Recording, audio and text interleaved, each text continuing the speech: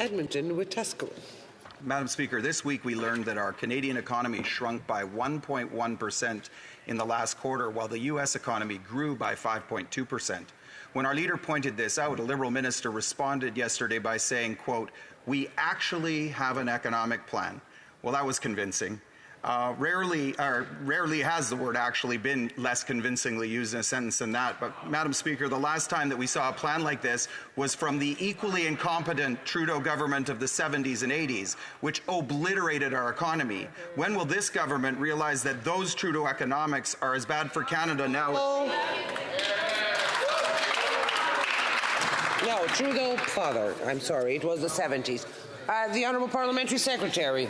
Thank you very much, Madam Speaker. We're advancing the government's plan to grow the middle class, build more homes faster, and build an economy that works for everyone, while the Conservatives have become this one-issue party claiming that axing the tax will solve all of the country's problems. Well, it won't, Madam Speaker. But this week we introduced Bill C-59, our fall economic statement that is going to help deliver on key measures of this economic plan. In this legislation, we're modernizing competition laws to help stabilize grocery prices. We're doubling the rural top-up on the pollution pricing rebate. We're removing the GST on new rental home construction and co-ops, which the Conservatives stand against, calling co-ops Soviet-style. Honourable member for Edmonton Wetaskiwin.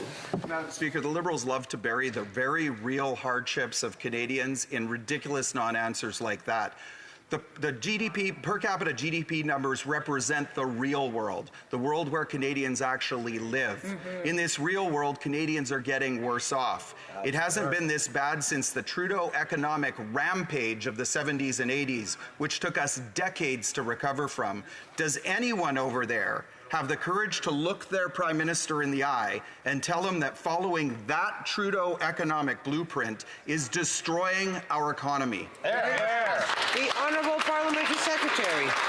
Thank you very much, Madam Speaker. From the beginning, we've been delivering for Canadians. And from a personal perspective, I'd like to highlight a couple of weeks ago what those Conservatives continue to say is that when we build affordable, non-profit, non-market co-op housing, that's Soviet-style housing. Madam Speaker, that plays right in to their recent vote against the Ukraine-Canada Free Trade Agreement. What are they thinking over there, Madam Speaker? I would ask that these members consider voting for our fall economic statement so that we can build more homes faster and bring affordability to Canadians through good, proven mechanisms like non-market housing. Thank you, Madam Speaker.